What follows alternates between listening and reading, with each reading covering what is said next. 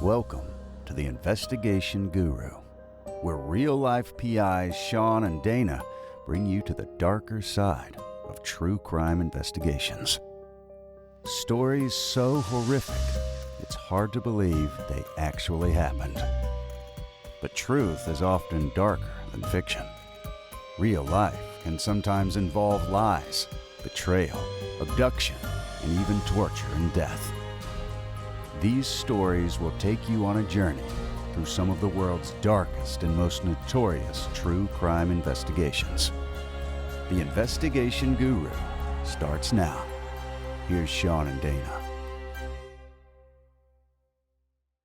Hello, and welcome to the Investigation Guru podcast.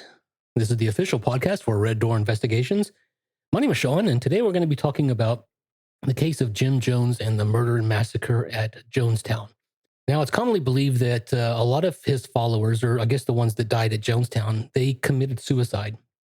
But I don't think that is really the case. I think Jim Jones actually murdered all of those people.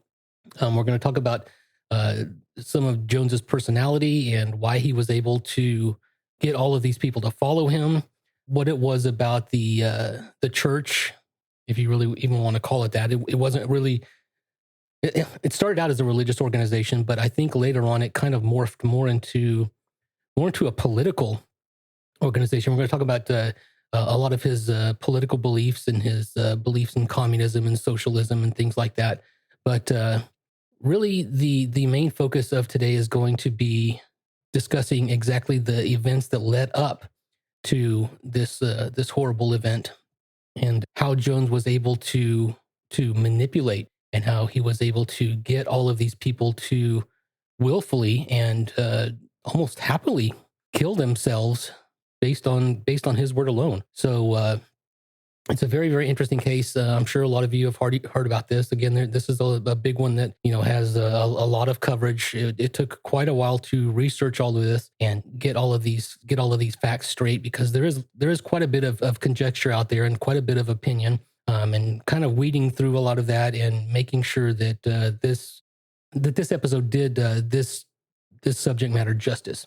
I don't want to gloss over any of the things that happened, but I also don't want to dwell on solely the event that happened on that day. So we're going to talk about the life of Jim Jones and a little bit about again what pushed him and what motivated him to do what he did, where he came from, his family life.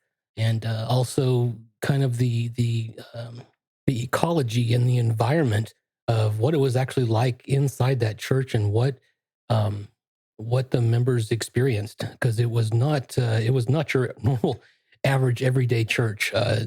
Again, I mentioned before that this was really more of kind of a political organization. I would think they organized marches, and Jim Jones was he actually held public office there for a little while. So he was really, really involved in politics. We're going to talk about his political affiliations and his work with the mayor's office of San Francisco and things like that. So the idea that this was a religious organization, I think Jim Jones had kind of a religious background, and really that's kind of the way that he wanted to approach this, but it warped itself.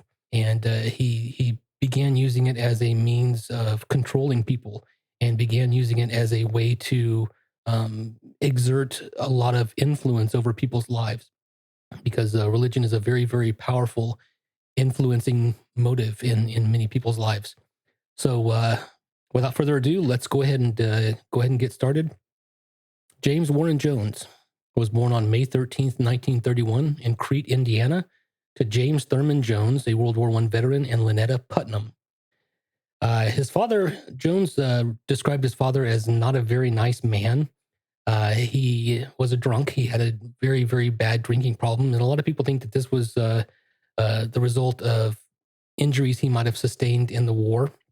But again, we're not really exactly sure. We think, maybe he was just not up to everyday life, and that's kind of how a lot of people who have drinking problems tend to cope with the stresses. And so Jim Jones Sr. was not really very involved in Jim Jones's life.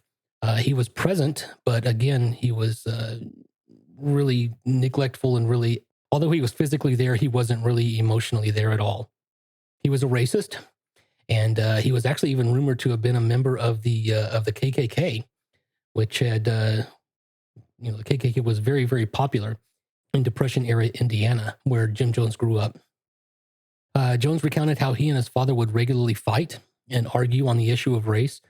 Both of them were, again, very, very set in their ways. Jim Jones Sr. was really just kind of an asshole. Again, being a member of, or reportedly, allegedly, being a member of the KKK, it's not a secret what his views of race relations were like. This is not a progressive era in terms of race relations. This was the 1930s, 1940s in the Midwest. So race relations were not, they probably weren't as bad as they were maybe down in the South, but he claimed that he did not speak with his father for many, many years after his father refused to allow one of Jones's black friends into his house.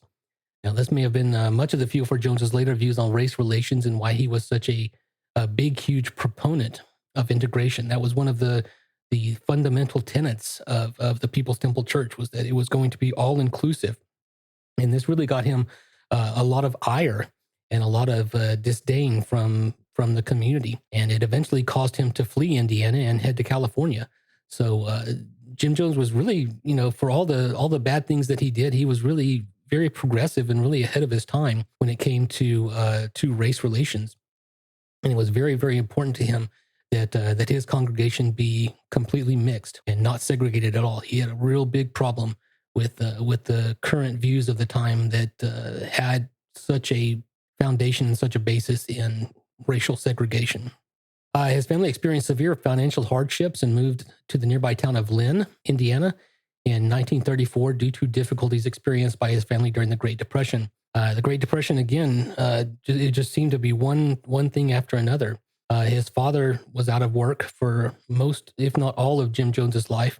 Again, he had a very bad drinking problem, so his father was really not much of a figure in Jim's life, or in the family. He was pretty much emotionally and mentally checked out. So his mother did a great deal of the raising of Jim, and again, it's the Depression. Things are not good socially and financially. So the Jones family did the best they could. They lived in a rundown shack without any electricity or running water. And Jones, actually, looking back on his childhood later on in his life, he described these conditions as causing him, quote, a great deal of pain, because life was just so hard and his father was so absent and just so mean. He berated Jones and belittled him regularly, just not a very nice drunk at all. And Jones would later use this as a means of kind of identifying with his poorer congregants. And again, he really wanted to stress that his congregation was not going to be one of these big, huge elite churches. This was a church of the people, and he had a very socialistic, even borderline communist viewpoint of where he thought society should be. And one of those is that desegregation was mandatory. He was really, really big on wanting to make this as open of a community as he possibly could. And he attracted a lot. This message resonated with a lot of people, the poor people especially, and of course, minorities, African Americans, really flocked to Jones, because this was one of the few white churches, white ministers who would really have a great deal of pull for a lot of the African American community. So this was once he really got started, this congregation took off like wildfire. Jones was a voracious reader, and he studied various world communist and socialist leaders such as Stalin, Marx, Mao Zedong, Gandhi, and even Hitler, who he reportedly researched as a means of learning how to control a crowd, manipulate members of his congregation, and make them subservient to him. So really, it was this was almost a means to an end. And again, although Jones had a great deal of religious insight into how he viewed the world, the church in and of itself really was more of a social statement. And he really enjoyed learning from these people who were able to manipulate and control, and who were able to fire up a crowd, like Hitler and Stalin and all these people who could work a crowd into a frenzy, and he really fundamentally, he wanted to be adored. He wanted to be looked upon as a great person and an insightful man, and someone who really was able to influence people and who could really carry out this fervor of what he deemed to be of his message. He had a very, very lonely childhood, and when he was still a young man, he looked for ways to escape this loneliness and the misery that he experienced. Again, his family life was just horrendous, and so he would look for ways to really kind of escape. His childhood acquaintances would later describe him as a, quote, really weird kid. He apparently kind of stood out as someone who did not behave according to the norms of the day. Consequently, he had difficulty relating to other children, and he spent a great deal of time alone and turned to religion as a means of connecting with other people. He became obsessed with religion and death, and people allegedly said that he frequently held funerals for small animals on his parents' property, and that he even stabbed a cat to death so that he could have a funeral for it. And of course, when he had these funerals, he would invite all of his classmates to kind of observe him standing up in front of them and speaking. And this, again, is really where he kind of got comfortable in front of a crowd. I think that even at this early age, he was very, very interested in being able to manipulate people and have people view him as someone who was great. Jones's parents separated, and Jones relocated with his mother to Richmond, Indiana. So he moved again. He was a very good student and graduated from Richmond High School in December of 1948 early and with honors. After graduation, Jones took a job as an orderly at Richmond's Reed Hospital, and his bosses there held him in very, very high regard.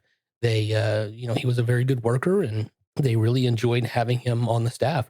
However, fellow staff members later recalled that Jones would oftentimes exhibit, quote, disturbing behavior. So again, this kind of odd behavior would begin to manifest, and it was really off-putting to quite a few people. And a lot of people looked at him with a great deal of suspicion, because the way that he looked at people and the way that he spoke to people, some of the things that he did was very, very odd, was very, very weird, and it gradually became much more intense.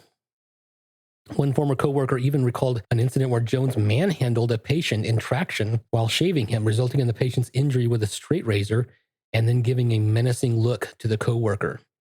So the coworker kind of walked in on Jim Jones shaving a patient at this hospital that he was in charge of, and he was apparently getting quite physical and perhaps even violent with this patient. And when this coworker walked in and caught him, Jim turned around and gave this coworker a very, very dark, very, very menacing, very, very aggressive look, and really kind of disturbed this coworker. One thing that did come out of his time at the hospital was that he met Nurse Marceline Baldwin, who would later become his wife in 1949. And they would remain married to each other until both of their deaths at Jonestown, founding of the People's Temple. When Jones was 20 years old, he began attending gatherings of the Communist Party USA in Indianapolis. He was very interested in communist and socialist ideas, which stemmed from his readings of Marx and others as a teenager. He became frustrated with the persecution of accused communists, especially Julius and Ethel Rosenberg. Jones would often ask himself, he would kind of look around at where society was at that day, and Jones asked himself, how can I demonstrate my Marxism? And the thought was, again, to infiltrate the church, to make sure that you can get your message out. And the church, again, was a very, very strong vehicle for attracting an audience.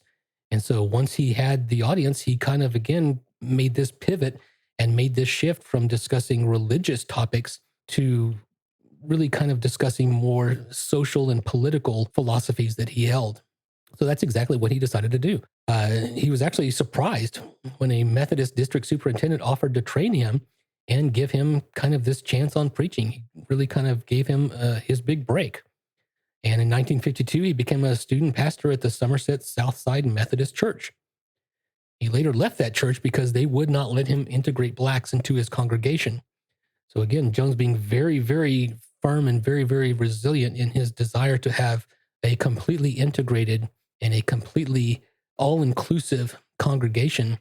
The people that were training him The people that were, kind of giving him this opportunity, giving him his big break, they did not want that in their church. So Jones bolted. He didn't want any part of that at all. And again, he was really kind of ahead of his time on this. And this was not a popular opinion of the day by any means. So he was really standing up for what he believed in, which again was, one of the few good things that he really did. Jones took it upon himself to organize this huge kind of religious convention that was set to take place between June 11th and 15th of 1956. And it was there that he was able to kind of form and begin his own church. So he had gotten his feet wet, and he had kind of discovered that he had the talent, he had the goods to speak in front of people, and people were responding. And so he decided to, once he left that kind of student preacher position, he decided to go out and really give it a shot and see if he had the goods to attract a congregation. In deciding what to call his church, he actually went through several names before he finally decided on People's Temple Christian Church Full Gospel. And that was what he called his church. And he, of course, later shortened it to just People's Temple. He was ordained as a minister officially in 1957 by the Independent Assemblies of God, and in 1964 by the Disciples of Christ. So it became official. He was a full-fledged ordained minister. And now he was able to kind of go out and do whatever he wanted. Around 1960, Jones began to get involved in local Indianapolis politics. So, I told you that he was really more of a politician than a preacher, I would think. And getting people to like him and getting people to respond to his message was really the driving force in why he did all of this. All of the church and all of the healings and, the preaching, that was all just smoke and mirrors to really kind of serve his main ulterior motive, which was to manipulate people, and which was to get people to follow him, and which was to get people to view him as a influencing power. He was appointed director of the local Human Rights Commission by the mayor of Indianapolis. And in this new political position, Jones found a way to get his message of desegregation out to the public on local radio and television programs. So again, this message of desegregation, he was just hammering this home over and over and over again. It was really, really, really important to him. Jones began helping to racially integrate various institutions, including churches, restaurants, the telephone company, the police department, a theater, an amusement park, and even the Indiana University Health Methodist Hospital.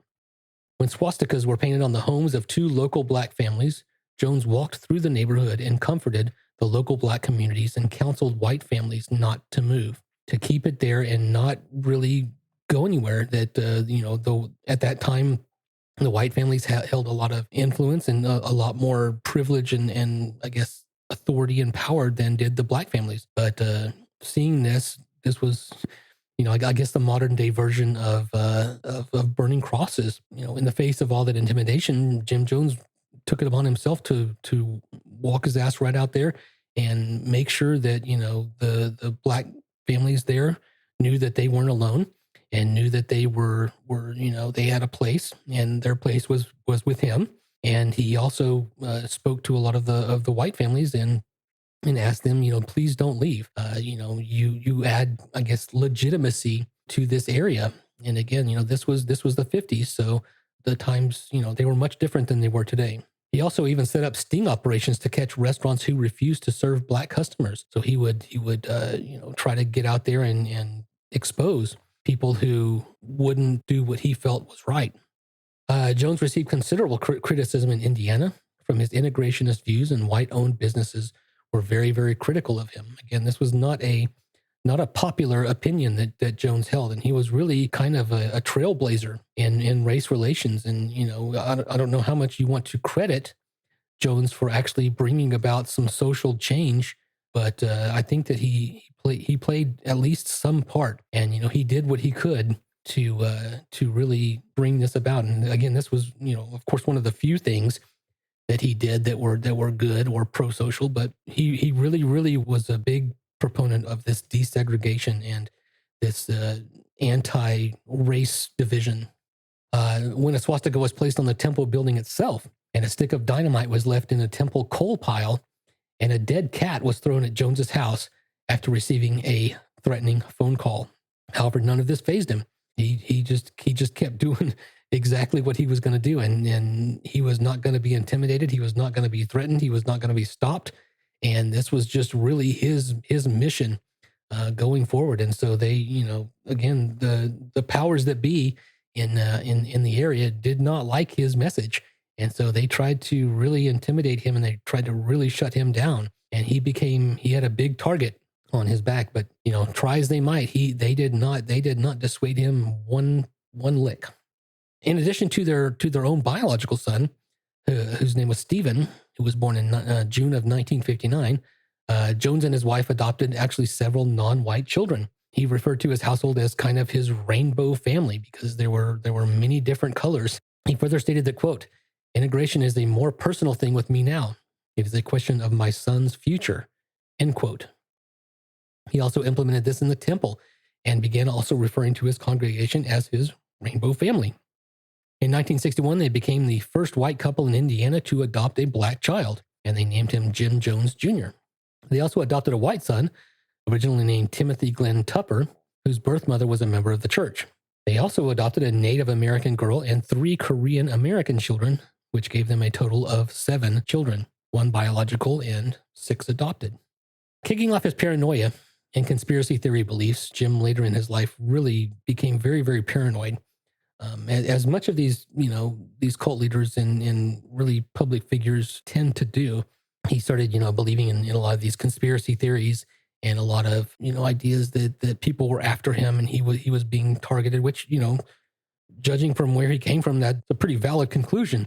But I think he kind of took it to a higher degree and started thinking that, a lot of the government was constantly after him and they were spying on him and things like that. So in light of kind of these beliefs and these ideas that started to really manifest themselves, Jones told his Indiana congregation that, quote, "The world will be engulfed by nuclear war on July 15th, 1967.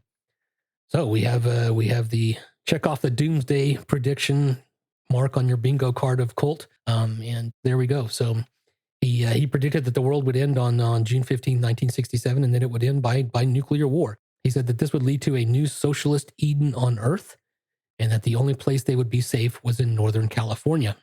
He'd apparently read in an episode of Esquire that Redwood, California was a very, very safe and progressive area of the country. And so that's exactly what he decided to do. And he picked up and he bought a whole bunch of old Greyhound buses, packed up all of his congregation members, those who would come with him, which was a great many of them. And they drove across the country to Redwood Valley, California, which was near the city of Ukiah. Jones also taught that, quote, "Those who remained drugged with the opiate of religion had to be brought to enlightenment, socialism," end quote. He would infuse his sermons with his socialist and Marxist beliefs and once preached that, quote, "If you're born in capitalist America, racist America, fascist America, then you're born in sin. But if you're born in socialism, you're not born in sin," end quote. And again, these socialist beliefs were very, very conducive to his desegregation and social movement that he really wanted to see come about in America. And this is really when, again, the message of the church, his sermons began to take on more of this political stint and how he viewed the world. And a lot of his conspiracy theories started trickling in.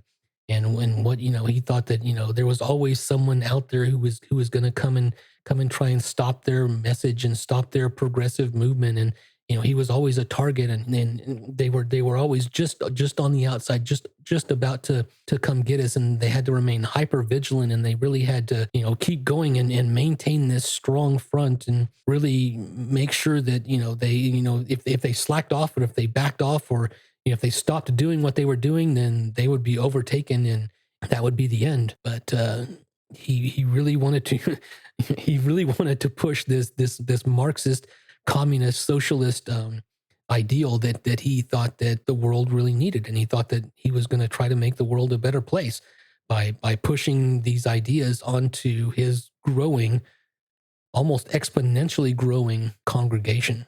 He even began deriding Christianity itself as a, quote, fly-away religion. So he was really, again, starting to, pull himself back from preaching in the normal sense of the word, and more of a politician, speaking to his people. He rejected the Bible as being a tool to oppress women and non-whites, and denouncing a, quote, sky god who was no god at all. He even went so far as to toss the Bible to the ground and daring God to strike him down right then and there. And he made this big to-do, this big charade, and he took his Bible up on the pulpit, and he tossed it out into the middle of the congregation, and it landed, boom, on the ground, and almost kind of taunted God to strike him down, because this book has been keeping his people of color down for centuries, and it held no power and all of this type of thing, and asking, did you just see lightning come out of the sky and strike me down? And of course it didn't, but this was really, really shocking, and this got a whole lot of people's attention. And when he did this, the whole room was just kind of dead quiet. It was a very, very theatrical, very, very effective tool, effective message. And of course, taunting and tempting God and all of this, for people who are religious, this is a very big no-no. Tempting God is almost tantamount to sacrilege or blasphemy. And you should not ever tempt God or taunt God. That is not something that smart people do. And so Jones was really, really pushing the edge of even Christianity, of Christian views, and the ability to send his message out there was really, really what started out as a very something that was rooted or based in Christianity and religion, made that switch, made that transition very, very dramatically. And even though this was something that Christians, held very, very dearly, don't tempt God, don't taunt God, Jones did it proudly and used it as a means to show that he was kind of above rebuke and that God was an illusion. And this is when he really started to preach blasphemy. God didn't exist, and God was, a made-up social construct that was used as a tool by the elite to, keep the everyday man ground down. That God was, this quote sky god, and that that God doesn't exist, and he was simply just a tool that was used in an effort to control other people. And he kept it up. He began preaching that he was the reincarnation of Gandhi, Jesus, Buddha, and even Lenin. This is, again, once he had all of these people kind of roped in and really baited on his hook, he really took it to the extreme and started going out in left field.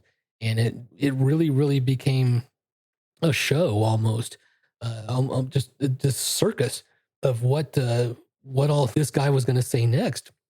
He was quoted as saying, quote, "Some people see a great deal of God in my body. They see Christ in me, a hope of glory," end quote. He said another time, quote, "What you need to believe in is what you can see. If you see me as your friend, I'll be your friend. As you see me as your father, I'll be your father, for those of you who don't have a father. If you see me as your savior, I'll be your savior. If you see me as your God, I'll be your God," end quote. And again, he said, quote, "You're going to help yourself or you'll get no help. There's only one hope of glory, and that's within you. Nobody's going to come out of the sky. There's no heaven up there. We'll have to make heaven down here," end quote. And once Jones had moved this temple to California, numbers climbed exponentially, and the new branches began opening in cities including San Francisco, San Fernando, and Los Angeles. So he was really, really gaining a following. This idea of social reconstructionism and this idea of socialism and desegregation, this really, really resonated with a whole bunch of people, and people really began to respond. He eventually moved the temple's headquarters to San Francisco, which was a major center for radical protest movements. And he would, quote, rent out temple members for protests. If someone needed a bunch of people to protest anything that Jones agreed with, then he would send hundreds of temple members to chant and carry signs. This was kind of that day's version of crowds on demand. And, if you needed someone to protest or shout out or do anything like that, he would send you out a couple hundred temple members. And, they were polite. They were on time. And they did what they were supposed to do. And that was it. So again, he really started to curry favor with a lot of people in that city. He continued his influence in politics, helping to elect George Moscone as mayor of San Francisco in 1975. Moscone subsequently appointed James as the chairman of the San Francisco Housing Authority Commission. So now Jones had his first public office. Jones was able to gain contact with prominent politicians at the local and the national level. He held meetings with Walter Mondale, and even First Lady Rosalind Carter gave him an audience. Jones gained a lot of attention and notoriety during this time, and the temple membership again skyrocketed exponentially. Along with his notoriety came a great deal of scrutiny. There began to be rumors circling that Jones and the temple were not all that they seemed to be. Two reporters for the San Francisco Chronicle, Marshall Kilduff and Phil Tracy, wrote a scathing article on the People's Temple that included allegations by temple defectors of physical, emotional, and sexual abuse. I'll put a copy of this article in the show notes, so you'll be able to look over that and read that at your leisure. When Jones heard about this article and what it might do to his image and reputation within the community, Jones and several hundred followers abruptly decided to move to a compound they had built in Guyana, which is a country in South America. They officially called this area the People's Temple Agricultural Product, but it was informally known as Jonestown. The formation and operation of Jonestown.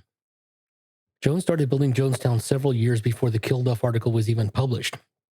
He started to feel the social and political pressure, the scrutiny being placed on him based on a lot of reports that had started coming out of abuse and allegations and things like that of actually what was going on inside the church. He would hold really beatings, and it was kind of a little fight club, if you will. If anyone had misbehaved or anything, they would be called up to the front and they would have to fight each other and literally fist fight. And Jones would sit up there and kind of look over his sunglasses and watch with interest. And he was always kind of he had a big smile on his face. He really, really enjoyed these public displays. There was even talk of him, sexually abusing or even raping many of the men and women in the church. So there was a lot of talk of sexual misconduct.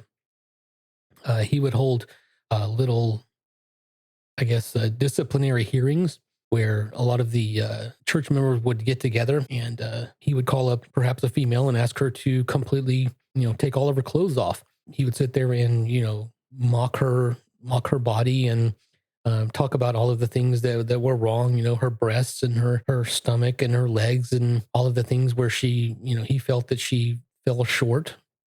And so a lot of these reports, it didn't take long for a lot of these things to really get out, that a lot of this behavior was inappropriate, to say the least, and potentially even illegal.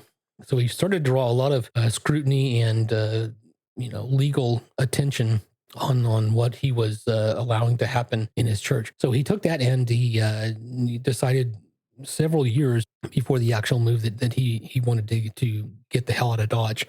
And so he started researching areas to take the church, and he settled on Guyana in South America. He promoted Jonestown as a means to create both a socialist paradise and a sanctuary from the media scrutiny in San Francisco. Jones purported to establish it as a model communist community, adding that the temple comprised, quote, the purest communists there are, end quote. Jones did not permit members to leave the settlement, so he took a small group at first down there and had them start building. And once they were down there, he did not want them to leave. And this will come up again later on when we talk about the final days. And this was, again, a very, very common norm or rule in a lot of cultist type of environments. He started to cut them off from their family and started to remove them from any kind of news of the outside world. So they were very, very insulated community, and really kind of the only means of outside communication, the only news that they had of the outside was from Jones himself. So he really controlled every single aspect of their lives, and they were completely insulated and really just lived the community, lived, breathed. They weren't allowed to talk on the phone. They weren't allowed to watch television, listen to the radio, anything like that. And all of their news or information came from Jones himself. They were forced to give up their passports, and they worked 18 to 20 hours a day, just literally working all the time, trying to get this project ready and get this area ready for the 900 people that would later come down. They were completely self-contained and self-reliant, so they had everything they needed. They produced everything that they needed. All of their food, all of their clothing, all of their medical care, everything was taken care of right there at the site. So he had doctors, he had nurses, he had people who could farm, he had people who could, build, the structures and actually, create the buildings and things like that. Carpenters and engineers and those types of individuals. So they needed no outside help whatsoever. And they were completely able to, sustain themselves. They needed nothing from the outside world, and they provided everything they needed for themselves. They were truly, on their own and completely isolated. In the compound, there was also a speaker system where Jones could make announcements to the entire community. And of course, only Jones was allowed to use it, and he used it day and night to spread his conspiracy theories about the corrupt nature of the U.S. and how the temple was a target. The temple was always a target. Everyone was always out to get them. And he knew that, he kind of saw the writing on the wall and knew that this was, he was starting to draw some unwanted attention. Jones began to propagate his belief in what he termed translation once his followers settled in Jonestown, claiming that he and his followers would all die together, move to another planet, and live blissfully. So check off another box on your weird cult behavior bingo card. He talked about these things constantly over the loudspeaker. It was just, no matter where you were in the compound, you could hear it all the time. He went day and night. When he was talking to them when they were falling asleep, he was talking to them when they got up in the morning, he was talking to them when they worked, he was talking to them when they ate. It was just always constant Jim Jones in their ear. And he was, again, the only voice of, or the only source of any kind of outside news or any kind of information that they got. They weren't allowed to, watch television or contact any of the members or anything outside of the area itself. And back in the States, the pressure again was really heating up. They began to get word that he was trying to escape and start building this kind of fundamentalist area down in South America, and taking a lot of American citizens with him. And the family members of temple members were really starting to become very, very concerned, because a lot of their family members were deciding to leave and go over there with him and kind of start this new life. And they were starting to wonder and worry if they would even ever see or hear from their family members again. Jones began to draw increasing scrutiny from the public and from concerned family members who claimed to have received reports from former temple members who escaped, like Deborah Layton, who provided an affidavit detailing crimes by the temple and substandard living conditions at Jonestown. In November of 1978, Congressman Leo Ryan led a fact-finding mission to Jonestown to investigate allegations of human rights abuses. His delegation included relatives of temple members, an NBC camera crew, and reporters from various newspapers. This group arrived in the Guyanese capital of Georgetown on November 15th, and 2 days later they were transported to Jonestown in a tractor transporter. Jones held a reception for the delegation that evening at the Central Pavilion in Jonestown, and it was really kind of a big, huge celebration and a party. And he wanted to kind of send off the image that everyone was happy there, and everything was going great, and they were singing and dancing, and everyone was laughing, and they had a big, huge feast, and just really kind of rolling out the red carpet for this congressman who had come down there to really look at what was going on, because he had received word that a lot of bad things were going on. And Congressman Ryan was kind of those fringe congressmen who really kind of made a name for himself by doing a lot of things that a lot of other politicians might not do.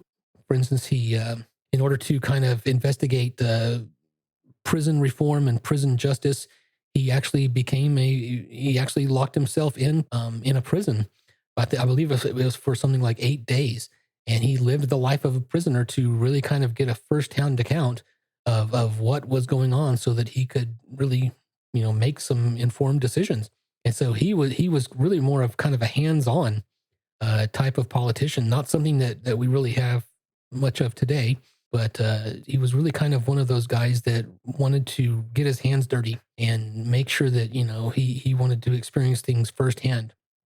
Congressman Ryan made a speech during this ceremony praising Jones and saying that, quote, "The few members that I have spoken with say that this is the best thing that ever happened to them," end quote. And this, of course, received thunderous applause from the members who were there. And a lot of the group that was with Ryan kind of thought that this was a little bit rehearsed and manufactured and seemed not genuine, that it was over the top. The delegation members felt that this performance had been rehearsed and that it was not a true reflection of the conditions in the camp, that they had been almost coerced into this performance, that everything was wonderful and everything was grand and everyone was so happy and ecstatic to be there. And it was, the best thing that ever happened to them. During the reception celebration, Temple member Vernon Gosney actually passed a note meant for Ryan to NBC reporter Don Harris, requesting assistance for himself and another Temple member, Monica Bagby, in leaving the settlement. So he kind of pulled one of them, by the arm and handed them a note, secretly handed them a note saying, "We want to leave. We do not want this. This is not how things really are." And this was again the first sign to any of the delegation members that things were not what they seemed on the surface, that this was indeed a prison. So they began, once they'd kind of gotten this information, they began interviewing other Temple members, asking if they wanted to leave, and several more, finally admitted that they did. And of course, Jones is over there freaking out that, a lot of his congregation is wanting to leave, and the house of cards is starting to come down all around him. And he kind of sees the writing on the wall again, that this is not going to last. This is, the end is coming. When Jones was confronted about the note, he pleaded with the congressman and his delegation to leave the camp and to just, quote, "let us be," claiming that people lie, meaning Gosney, the guy who had passed the note. Gosney's son was there and everything, and Jones kind of made the argument that, if it's so bad here, why is he letting his son stay? To kind of, again, throw off the idea that, things really were that bad. And there were actually people who wanted to leave and didn't want to stay, which of course, incensed Jones. And he really took this as a personal attack and a personal affront, much like, other cult leaders do. The worst thing you can possibly do is express a desire to leave. However, in the background, while all of this is going on, and the congressman and everybody was really distracted trying to get to the bottom of this and find out, who wanted to leave and what was actually happening and what was going on. It started to kind of become a little bit chaotic, and people started to scream and cry and beg to leave. Once once that first impetus was knocked down, then the floodgates kind of opened and everyone started to express these desires to leave. And they didn't want to stay here. They were here against their will, and they were essentially being held prisoner while all this was going on. And then this chaotic nature, Jones's thugs, his guards, began to prepare for more drastic measures, which were probably on the orders of Jones himself. So he began to, again, the house of cards is coming down and things are starting to really get bad. And so Jones may have ordered his guards to, go grab their weapons and prepare for armed altercation if it came down to that. And so a lot of the armed guards began to take position in a perimeter around the pavilion and carrying, holding machine guns.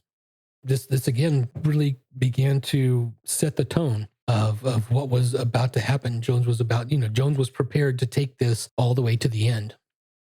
Ryan's delegation, of course, left in a hurry. The afternoon of November 18th, after Temple member Don Sly attacked the congressman with a knife. The attack was thwarted by Ryan's security team. So they actually attempted to assassinate Congressman Leo Ryan. Once that happened, that was it.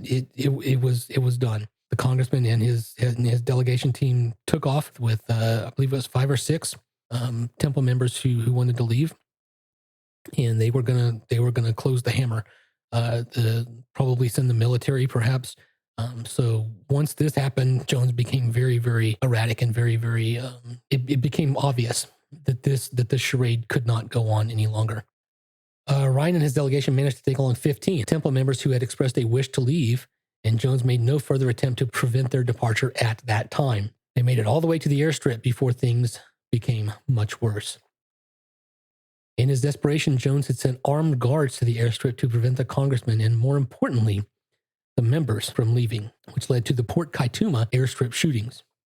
As members of Orion's delegation boarded 2 planes at the Port Kaituma airstrip outside of the compound, Jones's armed guards, called the Red Brigade, arrived on a tractor and trailer and began shooting at them.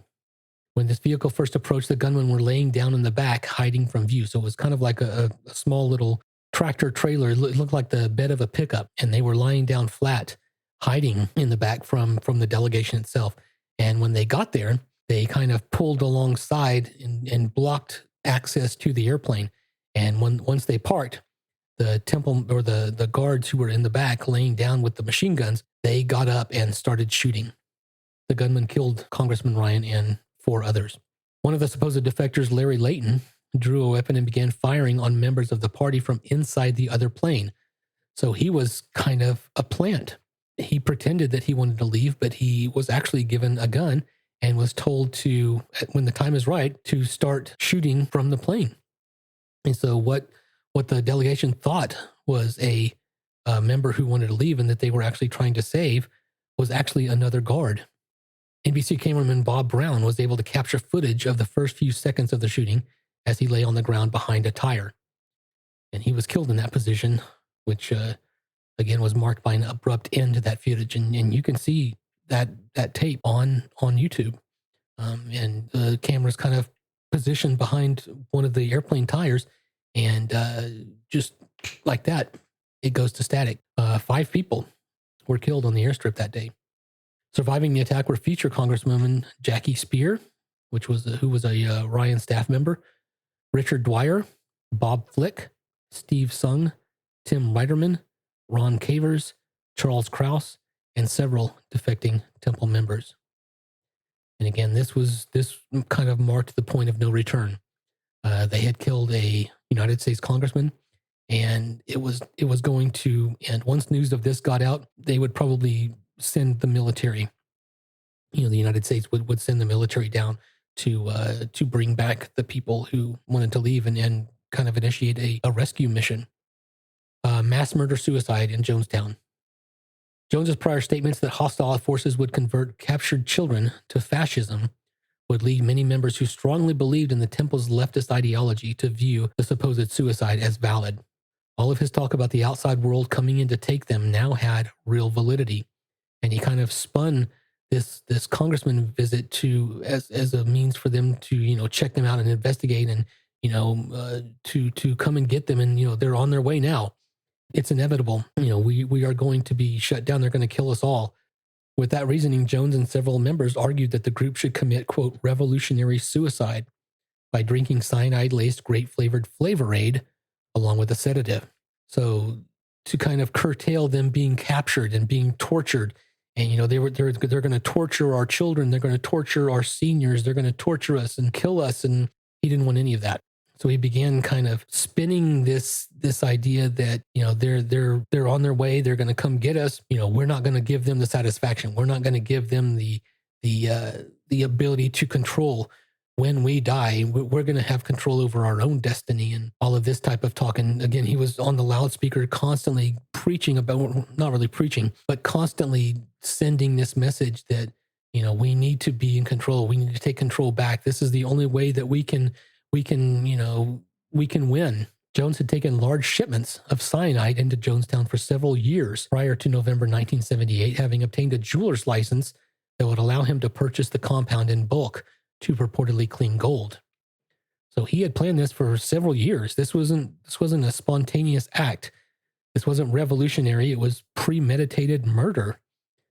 He had this cyanide and he had began ordering it years ago. So, he was kind of hoarding this and keeping this on site for this particular day. So he had been planning this for quite some time. On November 18th, 1979, 909 inhabitants of Jonestown, 206 of whom were children, died of apparent cyanide poisoning, mostly in and around the central pavilion. The children were given the Flavor Aid by their parents, and then the adults began to drink. Families were told to lie down together, and many did. Photos of the aftermath showed so many bodies, so much death. It's a very, very hard case to research, a very, very hard case to discuss. The pictures are even worse, just a field of bodies, and many of them were just lying face down in the mud, frothing at the mouth, just body after body after body, just a sea of senseless death.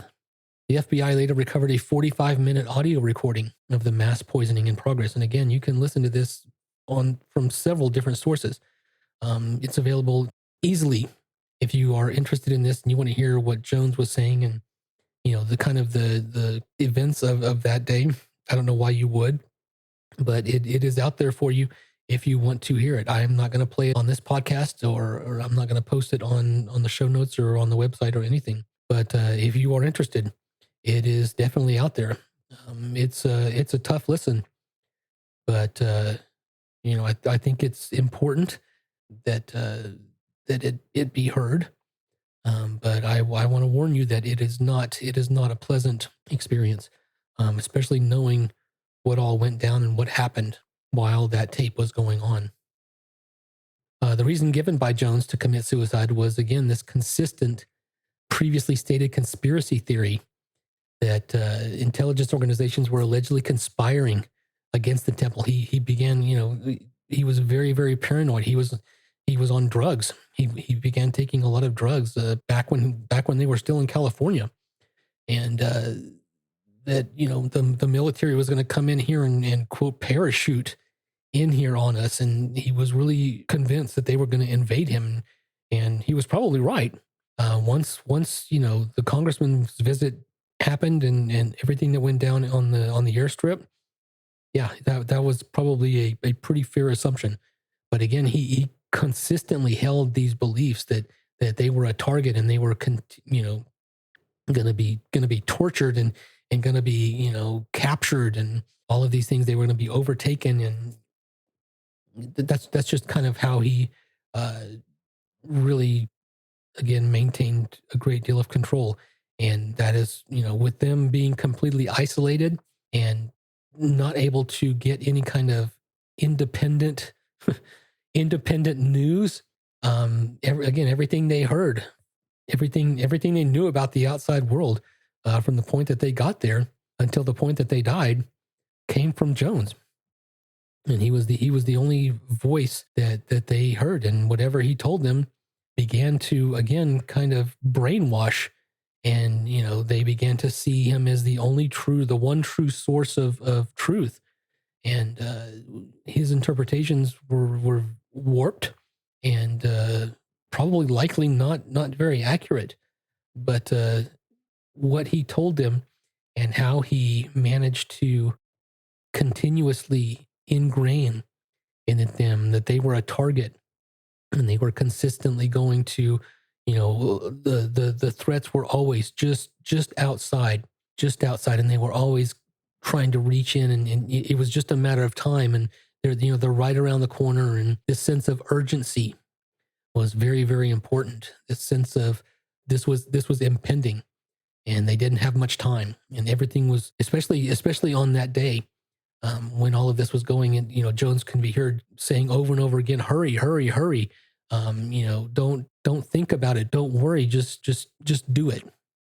One temple member, Christine Miller, began to express her reservations toward the beginning of the tape. She kind of stood up and said, "Why do we have to do this? Why do we have to kill ourselves? There's no reason for this." And, Jones had been talking about going to Russia, about, possibly relocating to communist Russia and taking the temple over there, because, again, that was kind of the seat of where his views were manifest. And so she brought up the idea, well, can we still not escape to Russia? Is that still on the table? Why do we have to kill ourselves? Why do we have to end this like this?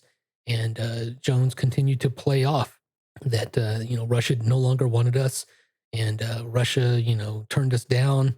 That's no longer an option. We need to do this so that we aren't taken prisoner. We're not taken captive.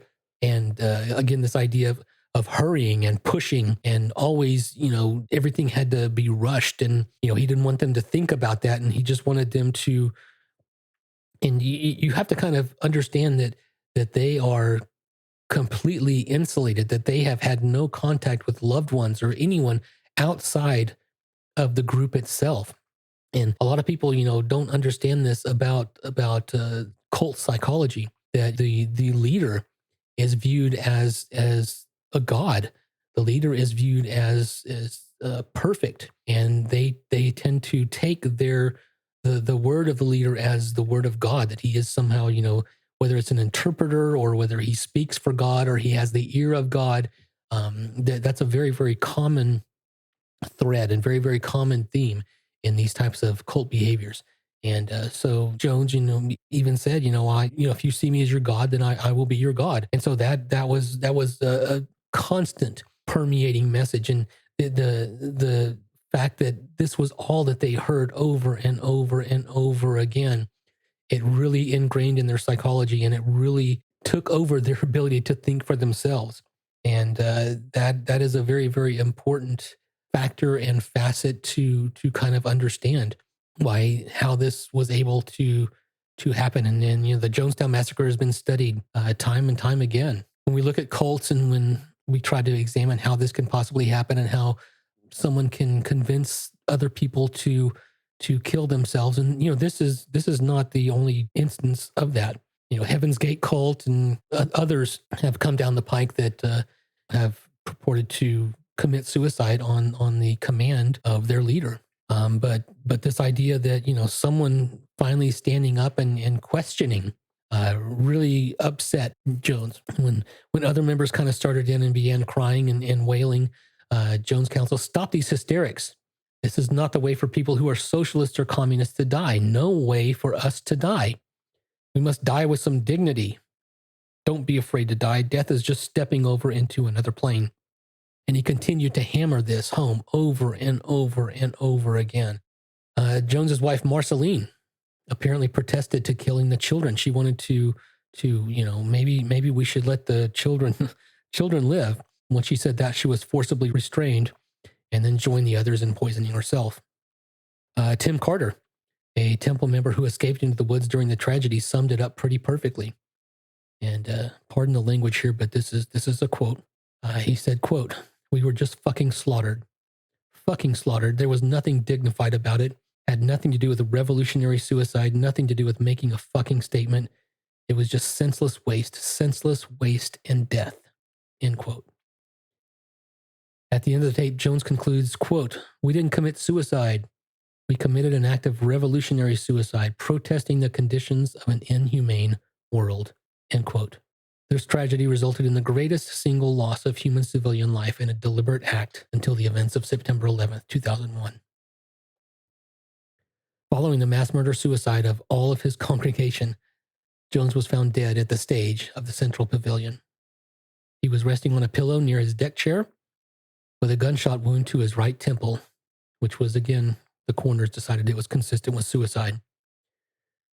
The autopsy on Jones's body confirmed that he died by suicide. The barbiturate pentobarbital was also found in his body at a level that would have been lethal were it not for his physiological tolerance. So he had been taking barbiturates for quite some time, and they found a lethal amount in his body that would have killed an ordinary person, but he had built up such a physiological tolerance that he was able to think and function. Once the FBI and the investigators, the Guyana police and things began to descend on the area, Jones's body was cremated and his ashes were scattered in the Atlantic Ocean. The letter. A letter written by a member who died that day and wished to remain anonymous was later recovered by investigators. Its contents are haunting even to this day. To whomever finds this note, collect all the tapes, all the writing, all the history. The story of this movement, this action, must be examined over and over. We did not want this kind of ending. We wanted to live, to shine, to bring light to a world that is dying for a little bit of love. There's quiet as we leave this world. The sky is gray. People file by us slowly and take the somewhat bitter drink. Many more must drink. A teeny kitten sits next to me watching. The dog barks. The birds gather on the telephone wires. Let all the story of this people's temple be told. If nobody understands, it matters not. I am ready to die now. Darkness settles over Jonestown on its last day on Earth. That is the story of Jim Jones in Jonestown. A very dark and sad time. A very dark and sad event. Thank you so much for tuning in. Thank you so much for listening. I think we're going to start interspersing a few episodes dealing with missing persons. We're going to call them BOLO episodes. So I think starting next week, we might do at least maybe 1 or 2 episodes a week, discussing and kind of highlighting, 2 or 3 perhaps missing people. Just kind of be on the lookout, get that information out there. Hopefully, maybe it'll be listened or heard by someone who knows some things. I don't know, but if you like that idea and think that that's something that we should do, leave a comment. Let me know. Anyway, thank you again so much for listening. This is the Investigation Guru. My name is Sean. Take care of yourselves. Bye-bye. This has been the Investigation Guru, hosted by Sean and Dana. A presentation of Red Door Investigations in the DFW Metroplex of Texas, specializing in infidelity, fraud, child custody, missing persons, and more. Check out our website at reddoorinvestigations.com or on social media @RedDoorPI. For more fascinating deep dives into real true crime, subscribe to the show today. Many elements of an investigation have to remain secret, but not this podcast. Our best advertising has always been word of mouth, so please share the feed with a friend today.